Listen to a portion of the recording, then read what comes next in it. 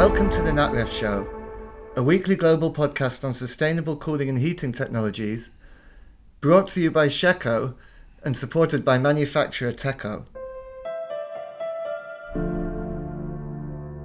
My name's Andrew Williams and I'll be hosting today's show from Brussels, Belgium. I'm the European editor of Shecco's industry-leading websites r744.com, hydrocarbons21.com and ammonia21.com. I'm also the editor of Accelerate Europe and Accelerate Australia and New Zealand magazines. I'm joined today by my colleague in the US, Garry, my colleagues in Europe, Dario Belluomini and Battesti, and my colleague in the Asia Pacific, Devin Yoshimoto. This week we'll discuss the decision by Mercedes-Benz to opt for CO2 refrigerant in the air conditioning system of the first all-electric model of its best-selling Citaro bus. We'll also discuss the rise of hydrocarbons in commercial refrigeration in the United States. We'll hear from Devin about two exciting new products displayed in the recent ARBS trade show in Sydney in Australia, Oneg's Waterloop propane system and SCM Frigo's Cuba 2 Smart CO2 condensing unit. And we'll hear from Marie about the recent sheccoBase webinar on CO2 in the industrial sector. Now over to Dario, who'll give us the lowdown on the Citaro bus. Thanks, Andrew. Mercedes-Benz just presented on their website the new Citaro bus. The new prototype of the bus will be a vehicle with an all-electric drive system. In particular, Mercedes-Benz demonstrated to be really careful about the environmental sustainability of the new vehicle. Indeed, this will be a total zero emissions bus, and it will run almost silently. In particular, we are interested in the thermal management of this new prototype of the bus, and we are interested by the news that they chose to use carbon dioxide, so CO2, as the coolant for the bus. This is an important news for the automotive sector, as we are seeing many innovations in this field coming from Germany. And coming back to the story of the bus, it is remarkable to note that in winter time the roof-mounted AC system can be used in addition as a heat pump as well for the benefit of the passenger compartment. They decided to use CO2 as the refrigerant for this kind of vehicle because carbon dioxide, of course, is non-toxic, non-flammable, so in the unfortunate occurrence of a car accident, there will be no further risk for the driver or the passengers. It's interesting. I mean, we've been seeing recently a bit of a revival of the CO2 mobile air conditioning market, starting with cars, where similarly, a couple of car manufacturers are starting to pick up CO2 as a refrigerant for air conditioning again. For the buses, do we have any information about when this will be available on the market? When are the first buses going to be on the streets carrying passengers? Yes, Andrew, orders have already been received from Hamburg and Berlin local transportation companies. For example, the Hamburg one already ordered 20 units of this new bus. They will be provided the first one by the end of the year, while the bus will be officially presented in a trade fair in Hanover in September, so in Germany. While for the moment it was just announced on the website of Daimler, and they presented also some promo video, of course, and technical materials. So it's interesting. I think, judging by the size of these orders in Hamburg and Berlin, this technology is going to become widespread quite quickly, at least in those cities, and then maybe we're going to see more interest from other major cities in Germany and beyond, and perhaps this technology can spread quite quickly. In terms of the safety features, is there any, and the energy waste reduction features, is there anything interesting of note? Yes, there is an interesting innovation because, of course, we know that passengers spend just a few minutes on the bus while the driver is spending almost his entire day driving the bus. So Mercedes-Benz, they implemented a very cool innovation. That is the fact that the passenger compartment will have a temperature that is configured according to the season of the year, while the driver that has to spend at least 5-6 hours per day driving the bus in his compartment at the forefront of the vehicle will enjoy a 24 degrees Celsius temperature, whatever the month of the year. So this is done to increase both the welfare and the well-being of the passengers and the driver. Okay, great. Thanks, Dario. Now, of course, on European streets, the Citaro bus mark is quite a well-known brand. I don't know if you're familiar with this bus in the States, Michael. Do you think there's any chance that we might start seeing CO2-cooled buses in the US?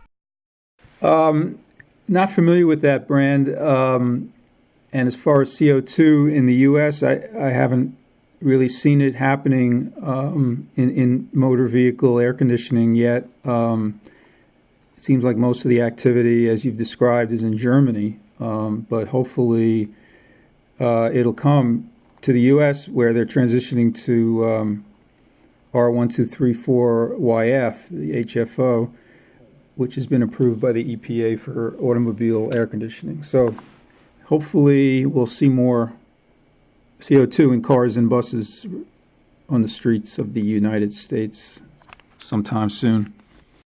Okay, thanks, Michael. So talking of the United States now, moving on to the hydrocarbon story that features in the latest edition of Accelerate America. What can you tell us about that?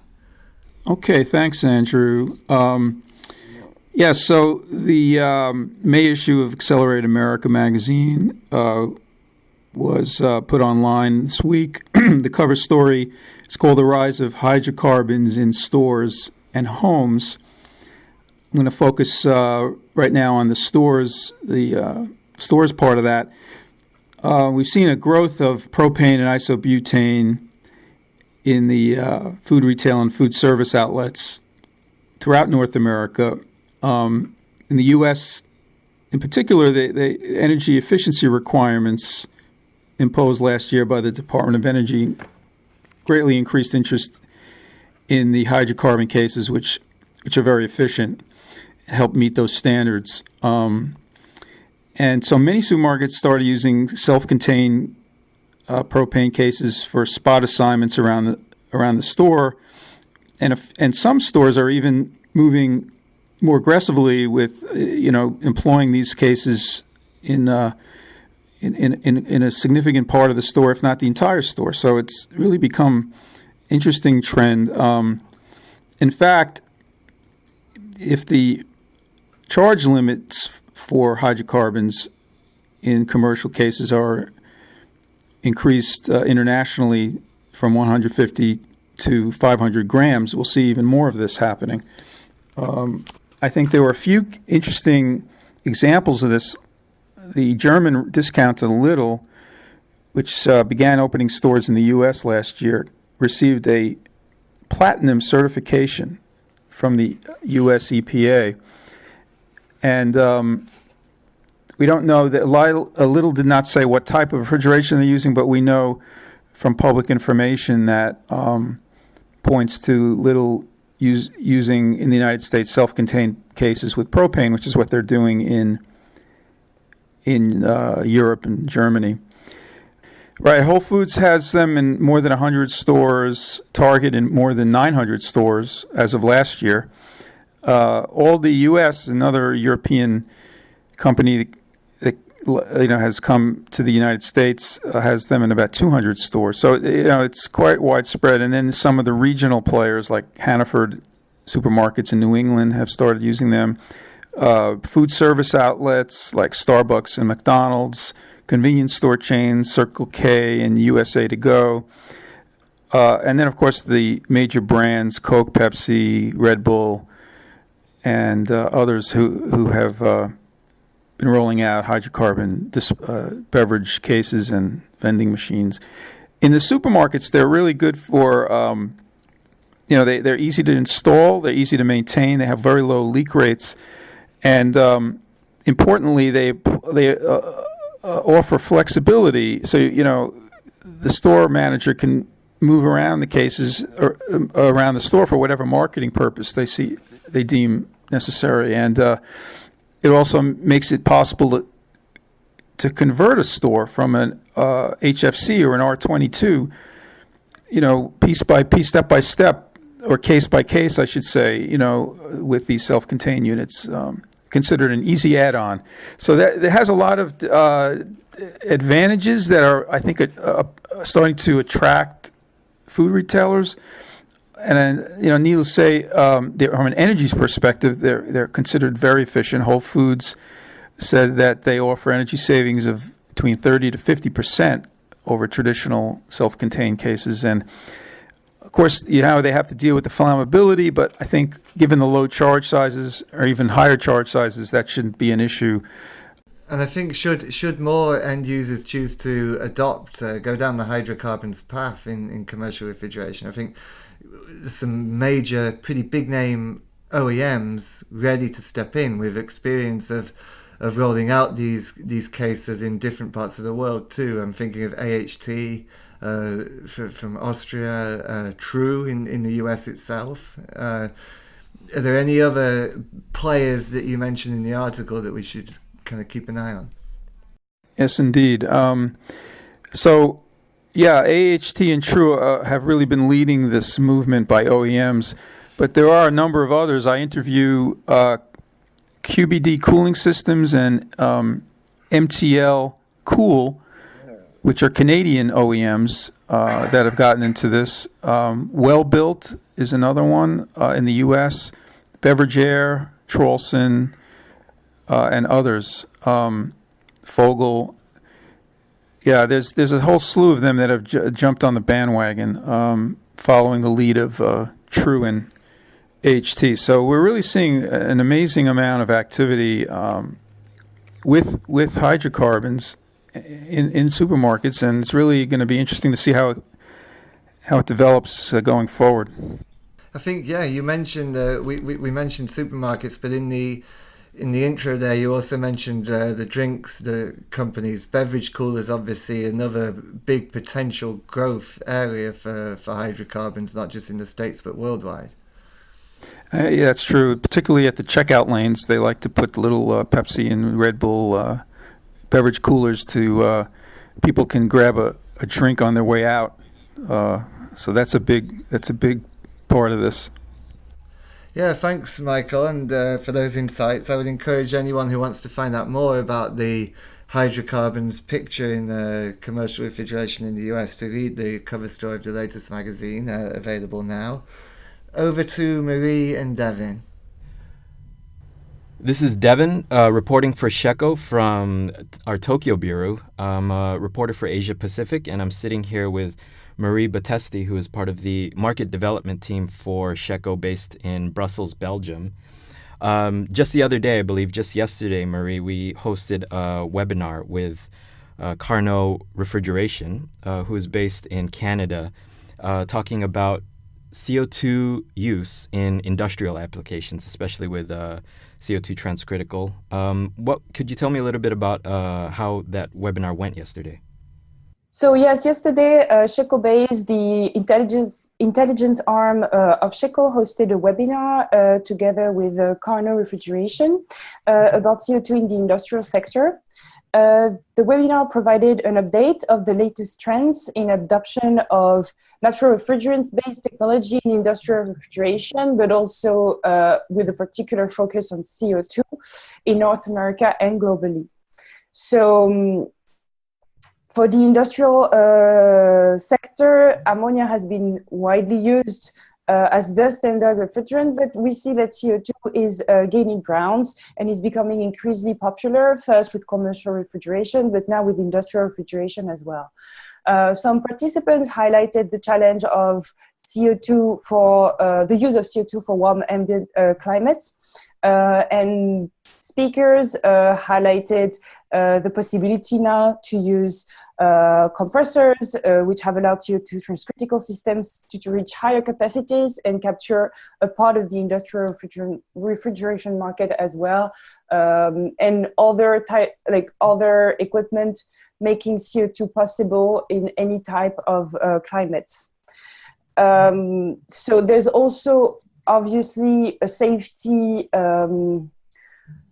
concern regarding the use of ammonia, and CO2 offers this advantage as well for the industrial sector to be considered, at least to require less maybe safety measures compared to ammonia. Yeah, so it's really interesting to see that we had a lot of interest in this webinar and a lot of people attending this webinar to learn more about CO2 transcritical in industrial refrigeration. Who were some of the speakers from Carno and the other company, Emergent Technologies also? Yeah, so we had four speakers. So first we had Alvaro Leonia, who's a Chief Operating Officer at Shecco, who introduced the webinar and set the scene with global policy and market trends for natural refrigerants and CO2. And then we had a joint presentation with three speakers, Marc-André Lesmeris, who's president at Carno Refrigeration, John Miranda, who's founder and chief marketer at Emerging Cold Technologies. So you probably know John through his previous position at Goodner. He was president at Goodner US. And now he's working at Emerging Cold Technologies, working with natural refrigerant-based technologies, including CO2 refrigeration systems, but also low-charge ammonia, next-generation condensing units, and IoT-based control systems. And eventually, we had an end-user perspective, Bob Hampson, who's the owner of Canberge Bécancour, which is one of the largest cranberry supplier in Quebec.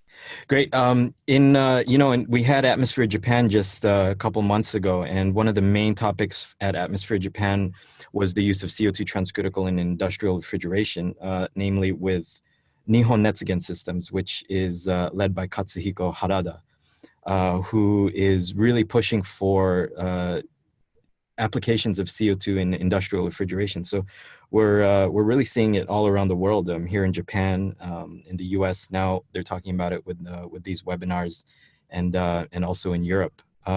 Where can people find more information about this webinar? So we will publish all presentations of the webinar as well as the recording on sheccobasewebinar.com, and also cover the webinar in an article on r744.com, summarizing the key learnings of the webinar. Thanks, Marie. We're really looking forward to learning more about that webinar. I'll just give an update really quick about our trip to Australia. Last week, we just got back, and we hosted Atmosphere Australia, and we went to the ARBS exhibition, the Air Conditioning, Refrigeration, Building Services Expo, which is one of the biggest shows in Australia, in the Australian market for refrigeration and air conditioning. And we gave a little bit of an update on that last week, and I just want to follow up on that a little bit more about some of the main highlights that we saw at the show. And one of the things I want to mention is that a lot of the manufacturers now are showcasing a lot more variety in natural refrigerant systems in Australia. One of the big ones that we saw was Arneg, who for the first time was showcasing a propane-based water loop solution at the booth this year.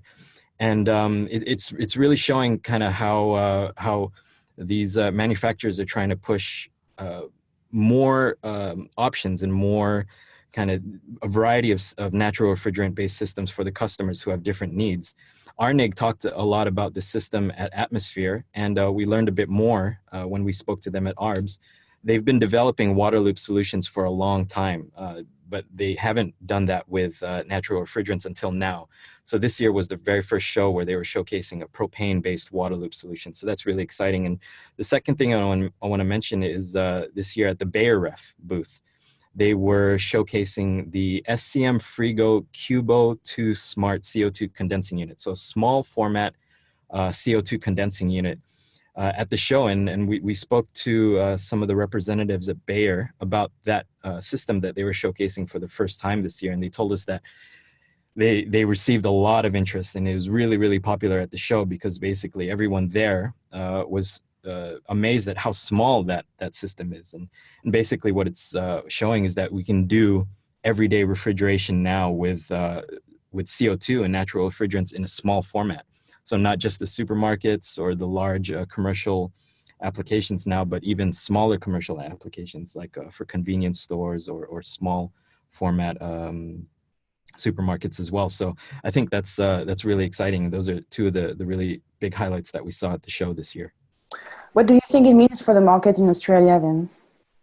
Well, I think when we spoke to a lot of the people at the show, especially people at BayRef and at RNEG about these new solutions, it shows that these manufacturers are really anticipating a growing move towards more natural refrigerant awareness and more natural refrigerant education among the larger market in Australia. So they're releasing these new systems and they're talking about it, and they're preparing the market for adoption of these technologies because they've already seen the interest at the show, like at ARBS, and they're getting ready to roll these systems out very soon, hopefully in the near future. Thanks, Marie, for giving us the update on the webinar. Make sure to go to sheccobasewebinar.com for more information. And also check out our websites, r744.com, hydrocarbons21.com, and ammonia21.com for all of our coverage from Australia at ARBS and ATMO over the past week and over the next couple of weeks as well. So back to you, Michael and Andrew.